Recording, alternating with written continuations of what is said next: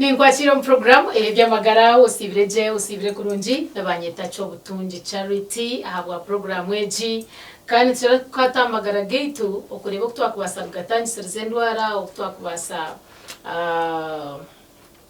twazirwiro twakubasa kuziraguriza na nebindi bweno mwabaziyogu na garagana tungumisha okutayisomusha wa amaino Dr. Amon Mwesigwa okorga har Bright Smiles Dental Services aho murembo rwambara makansing mbwenu mwabaziyo mutwenda kureba aha kuboneza amaino gitu bishiga amaino gakabaje honashikagira mwe shonga nkezo bishwa charte kagire njino nungi kagira amaino gakwera bakastwaza so ntwana ntwetegereze amaino gitu ngo tukabasa kugaboneza tuta specifically amaino naza kusheka ukajeta timpanga regeranye nangwe gumenesheka tingu zagamba binji Dr. Amon tumwinaha katworeke twasanze twakuraho yino shanga umuntu nonda ngo arebekeje twakwakira yes wewe kunonga mtukarasa program yes amazina kakutosha ni Amon Mwesigwa kandi mushaho wa mino akuruga Bright Smiles Dental Services aho murembo mbarana ngera kugira ngo ahumakane singeri kutandikira wano zantare ya mbwenu na kasitwaro mu cyo kugambira abantu kutereza amina abo kuba ikindi kibuzo cy'abantu bingi bakushira ku bantu bahuza nomanya hati mukute izire aroza TikTok baturinka Twitter turi mwena ho kuboruhona oruhono ntara kugamba okutereza amino kugira ngo amino kugatereza kugira ngo gatukuraga ba white ninga sho kutahunke sinyanyi ninga sho kushanga abantu bine ngo bunto mino bukwaka ya so ogwe buza bomba bagihanka hinimwe ubyona nete tukubikora haro arishweka cyo bushaho bw'amino yakiba kweta umurujungu nibaceta aesthetic dentistry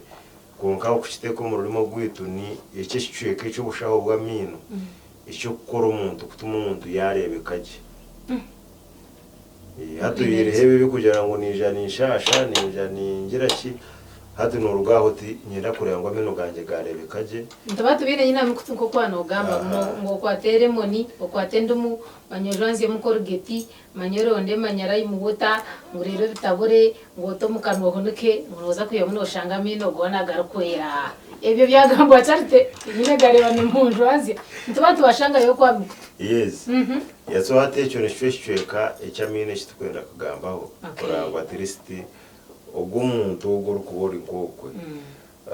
orukuba nokira kureba ibintu ebyo numa uyibuza ati nibikore bwoko honka ningane tugera ki ntubikora Charity nyero binjere mwe bicweka hariho kuboneza amino gakera yes whitening hariho nyendo bintematembere n'umugaboneza mutagenda tushime buri kimwe kwa kukikora ati hariho kiba kweta cleaning ninga shi professional cleaning y'amino hatariho kwindura kara ibyo niko bahandika ubundi nanye nkazo mu ryabo hariho kiba kweta professional cleaning y'amino akugira ngo no basa kubora inkaho n'inkamino maybe habwemere tukuriya nk'abantu bakukira kujya greens abantu abakuresa abantu abaku mwenu because of food diet oshanga ngo erino amino gawe yine kare yigine eyo rukurota kugera ki utakunda cleaning so hati ko kuba hariho ningashine binte bikwatiro no bwa brushing water tibikurugaho so hati ebyo kuba biroho and basa kora kiba kweta cleaning bakweta basically scaling and polishing so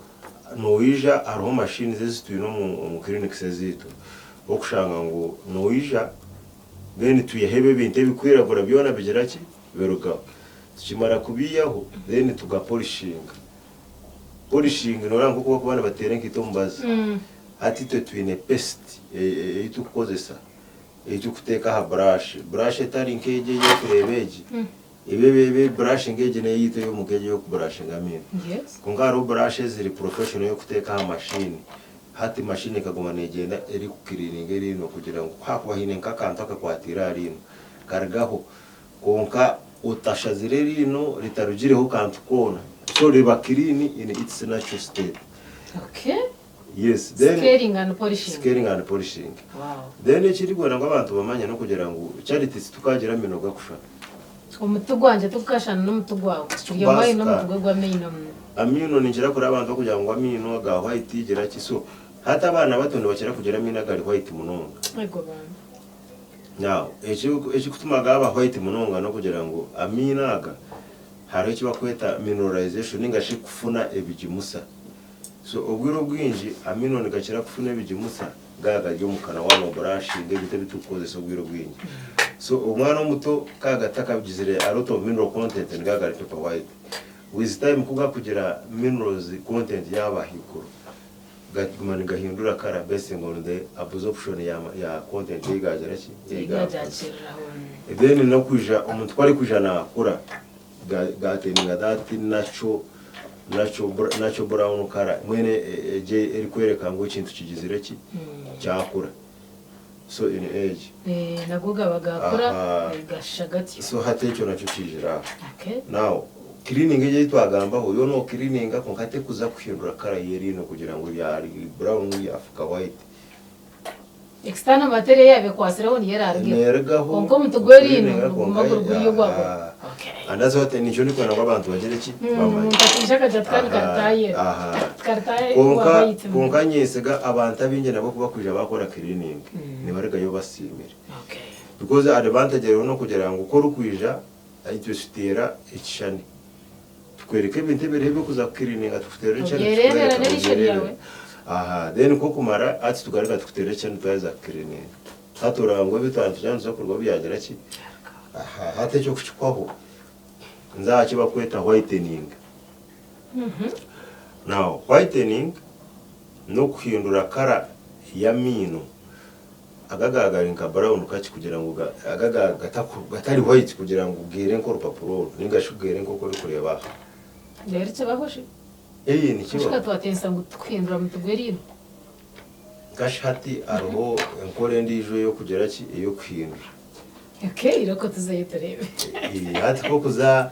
akijya cleaning yo kugira ngo tufune paper white now it is using a sort of a chemical process kugira ngo hateri neri hinenka material tukubasa kuri siga so hindura karakanto ko munda kugira ngo kija kaba white ngabo kuna kugira ngo it's a chemical process nikagwanisa ubutonde bwerino kuko uri kureba abashara arimo mushira ku bikore byo kuburikinga skin nuko umuntu yatuze timanyiwe cyoroho ni ndeba kare inakurebere mu kuyatandika gukora niyo tuburamo yamma ikara just that washaze rimo kubana cyo kanya itizuke konka abashara b'ingene tushira kureba that skin changes now ko kugira whitening ko kugira ngo wagikora icyo mu gishombo bino kugira ngo no tukagikora hato kagira ngo wakoma no ine kumano repeating after like some years you keep repeating back and feel yabo kubece icyo kujyona ngo ngumeno wagikora umubiri ko kumara kugucyusa ati nk'abashara bakucyusa skin numani mkoza amashita no ine kuguma amashita wasiyo bwiro kabirugaho asano yiragura kandi kubi wasiyo bwiro kabirugaho umubiri ngugera ki ngutaninga nawo nagamino waga whitening kugira ngo ugume nugareza hakarege yitwa whiteningiraho wene kuguma no reversing nogarakaye nogarakaye because hati ko kumara kureka exposure yaragaho ateri no gyuri gwana naturally to retain the natural color so kuri kurana kureteninga natural color hati that brown area kare wabiruine egeza kuguma negera ki negaruka so bleaching ngena ngo abantu mayengo oine kuguma nogera ki you have to keep doing it and the difference now nejoro musente kire cyana cyo cleaning cyo ne cyentenje konkeche cha bleaching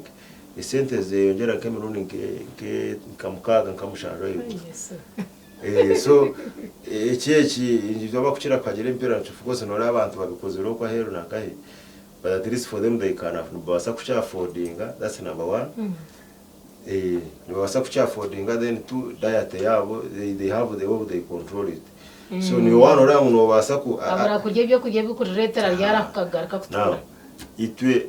icyo kubanza cyabibona kuri kwishoka cyane nunda cleaning amino ninga whitening nitwereka whitening na cleaning iwoshara mecho rukwera then tukugambira na side effects z'iryo muri buri kimwe hati wo yeshara mojo rutunyo kurugera ari nyowe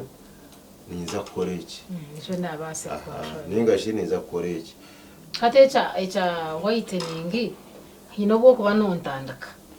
ukeri no washanganda tukora kwenyine then even the other time nani ngaruka nabwo sentence kumaze zumwe ningaho nzicendera ni zimwe because no kosa materials ngabagamba nicyo kikopo chimpinguri eje yaberi whitening yari whitening na naka na cleaning then hati hariho maybe hariho kind of discoloration kushanga mino gatari mukara now twagira ngo biri bya cleaning umuntu nasa kuba yabere na resa ninga shagwa mere tukuri ya buri kimwe hine bite kwaterano bitakugera ki kuruga kunka hino guru kuba aina mino yazigwe gari brown cyabanta binja bakuriye mu hasi yensozi side za Kisoro 14 kahoko nani tabacanje acha wanye cyanje nyinobi so hati ko kushanga umuntu ogwe naina mino amino akuzire amino gena aga cleaning aje na wakorejo cleaning no cleaning akonkaga gumagara brown ngemwe gajera mpache zezero brown so hatago hariho ibintu bitu gukora hati ni aja nkerere nerere brown gasaideje tucendeza ho kache patere brown shaka bagera ki kabagiya then tuja tumukorera amino gali plastic ninga shipate yituyeho tukoreya eri plastic eri white kurugera kare yakubana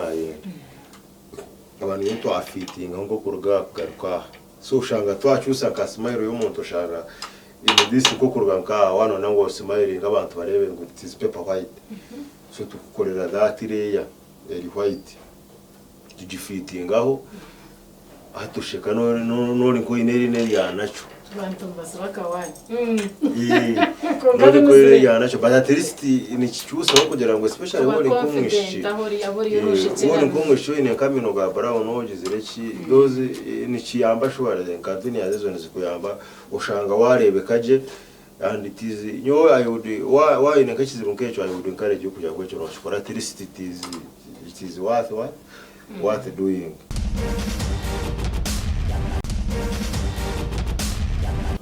So hari ibintu byo kuza kushanga of course hari ibintu byo kushanga akasente kari manageable kari byo kushanga kunkade ya all manageable ibintu bite bya dento no kugira ngo n'kintu cyo ine ku planning because what ach planning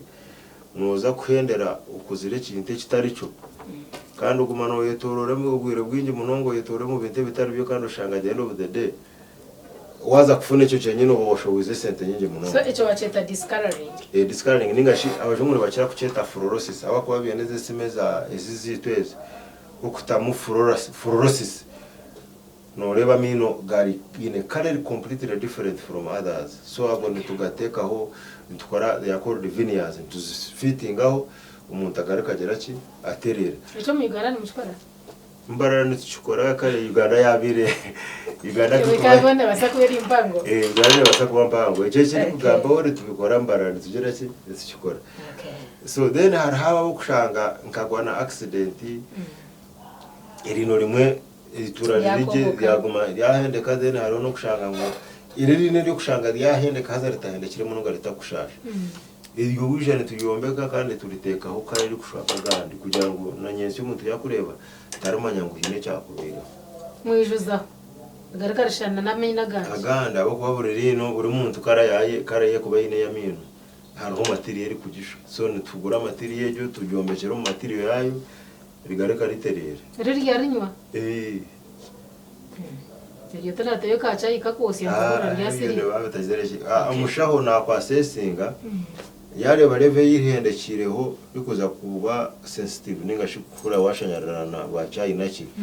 umushaho kwa kuba nakora assessment nareba ngo agirevo nimbasa kuyombe kare barakufuna kizibu kandi yarango level ho yariyombe kandi ubone kizibu nabanza ari treatinga ataka ryombe kiri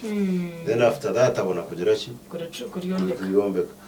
ena okushangana bwedi ahende kalihende kirenka hare umwene tugombe kateka munka sort of nka point yo kushanga twafuna support tumukorera kandi tukashaka higuruka kushanaga na mino na wagira smile garakagira ki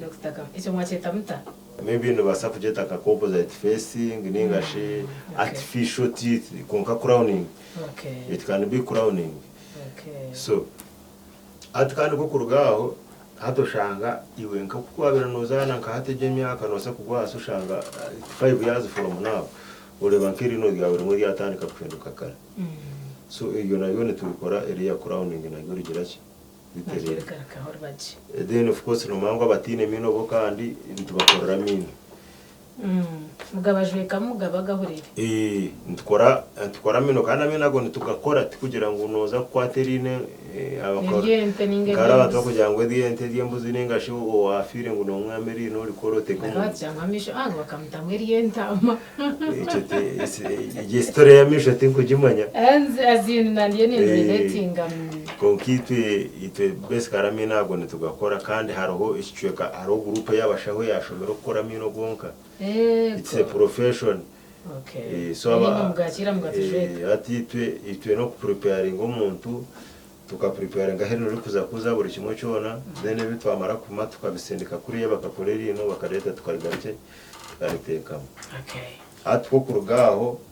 then tugera arama abantu abukira kurabina ko bunyonyoza amina ngo kugira taringa butwaka hati icyatumara gamba bintebi no kugira ngo you see kigwana ngo abantu bareba ubushaho bw'amino nko bushaho ubwo kukura amino mwene that part y'ubusasi yonka nyenda ngo tumanye ngo professional ya amino it is basically to make people smile.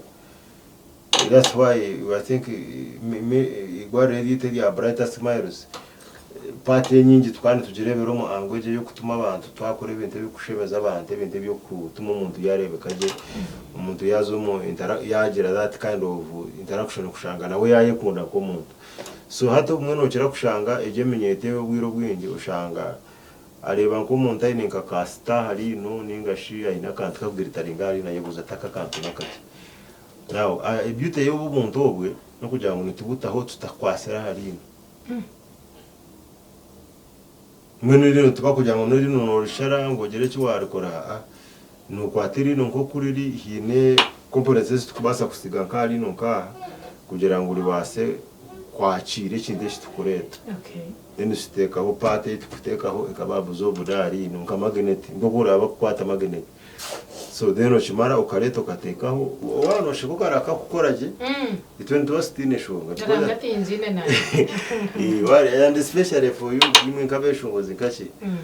nureba ngo ishware ariho gwentebe ukureba ebikubasa ku kugira ibyakugita especially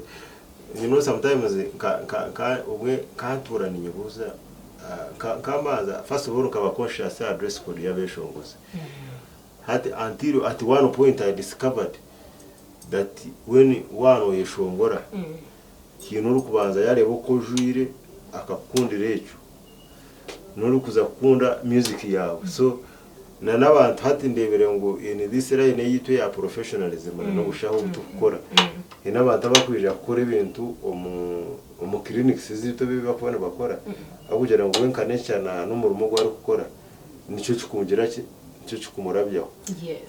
So as long as tichine health complications it is something natural that it does not bring enormous side effects ko kushanga ndebindi kurira hate bimukuteka yo naka there are some other issues bimukora abachare bakora abachare normally bakora ibintu bengi munongo bikuchira which have long term effects za cancer naki.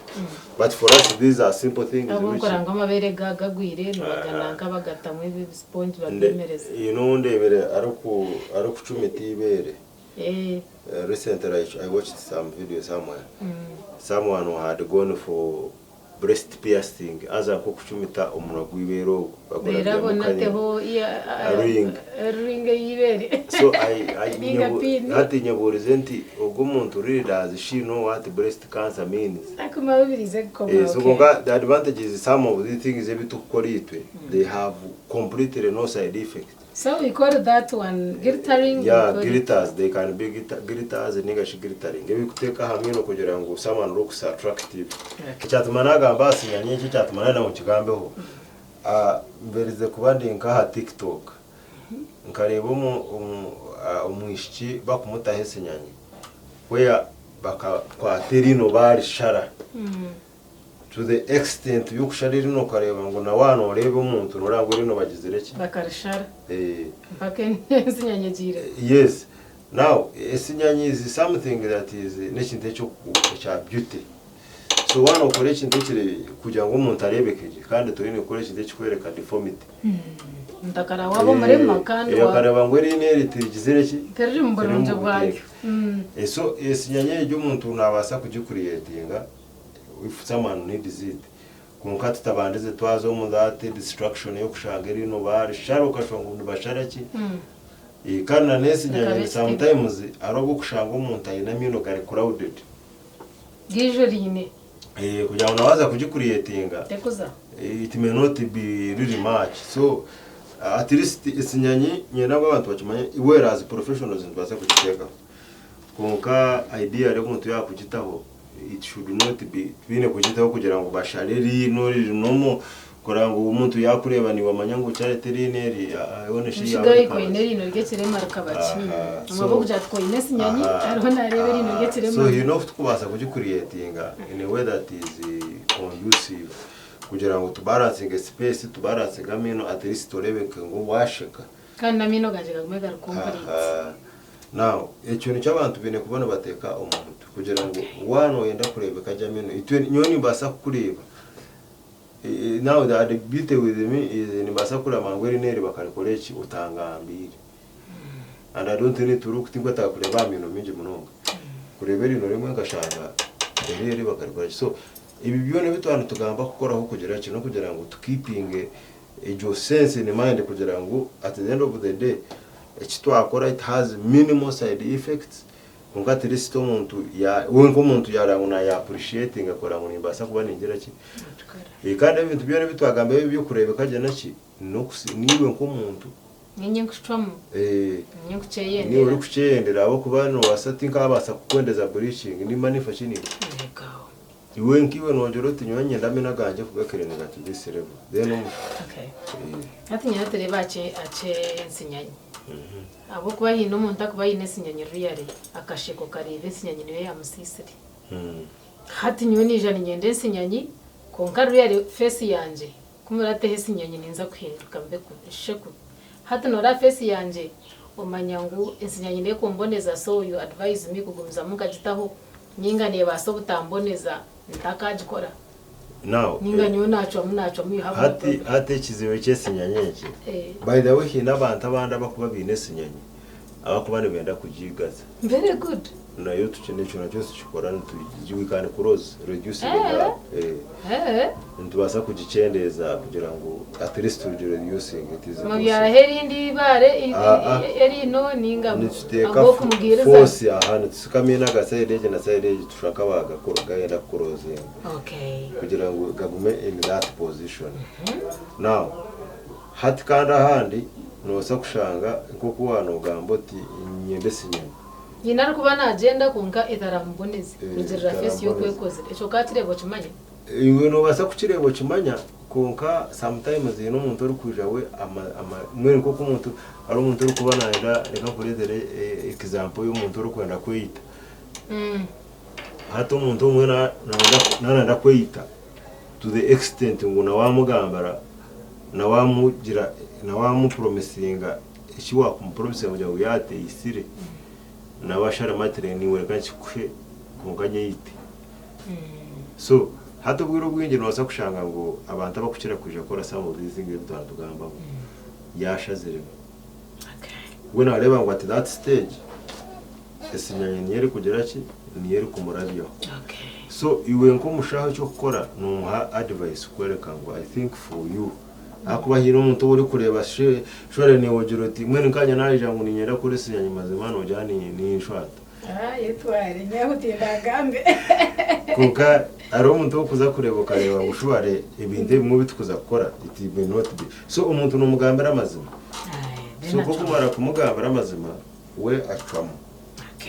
konka ibinte bibe twagambaho munonga nangwa nkakire cya cleaning ni nza kwiga abantu kugira ngo reka turebe ebintu ebe byo kushanga kuba kwahine kinte kiyo mukano cyo kora ngo turi comfortable naco no basa kwija uhikirira umushaho wa mino o discussing nawe murebe ko mwakubasa kugera kikushitereza then na nebinte bindi byona nangwa naba bakuza ku piercing engine kugera kikucyuse engine ebi reka tuchikore konka tuchikora umukumanya ndakozere kugira ngo ntukora cyase kugira ngo twakora ngo tukora mu kugera umukumanya then of course tinkwayewa kusima nanka TV West na Radio Suppose TV West Radio West na Sister Charity abo kubanywe ni manyango mu rumbu umukozire mu Western Region tine ni abantu abandi nibaza nibija kugukora maybe kunkane bija kurwana kugera ki Akushanga twagwishize baza kusanga mwagwishize harabo kuba mu rumo rw'umukozere special kuteka time mu bintu bya dento nomanya dento is highly neglected kunga kushanga ngo ni mwija mutweta tugamba bintu bikwatagene no burire wo mukana kumanyisa abantu bintu binamwe bitako kutura umukana niye mbere y'abantu bagizire ki no kugezaho kweboneza umwana naye batinyira ya so nebyo ninsigara ndi Amon Mwesigwa kandi umushawanyu wa mina kuruga Bright Smile Residential Services aha gwantare aho makanisingeri kutandikira so mukama agume abampera amagara marungi kugira ngo tugume twatanitsa nyensa kuba twagarukire tugume tufurizane n'abakuze n'abakuba babine kwa kubahine cyo kwenda kubuza ningashi icyo kurango nonda kubuza twara inkasho yahwire ningashi nobasa kumpikira asimu zanje 0 mushanju 00 shanju ne 2 nkaga shanju na mukaga ibyo ni ya WhatsApp 0 mushanju 00 shanju ne 2 nkaga shanju na mukaga ningashi 0 mushanju mukaga 83 3 2 0 mushanju mukaga 83 3 2 mwebare muno. Okay, ninjangu Dr. Amon Mwesigwa mwamuhurira kandi yatushobora je uko kubasa kuboneza kanwa kawe uko kubasa kuboneza mino kawe ukabasa kurebeka different kandi je nabandi cyo butungi Charity umuhereza program yabereye Ebyamagara nuko twahindera tutyo turebane urwo kubanza rukurataho ubwo ndukushaba ngo mukama turinde twenda tushike turi abahurire marare kurunji.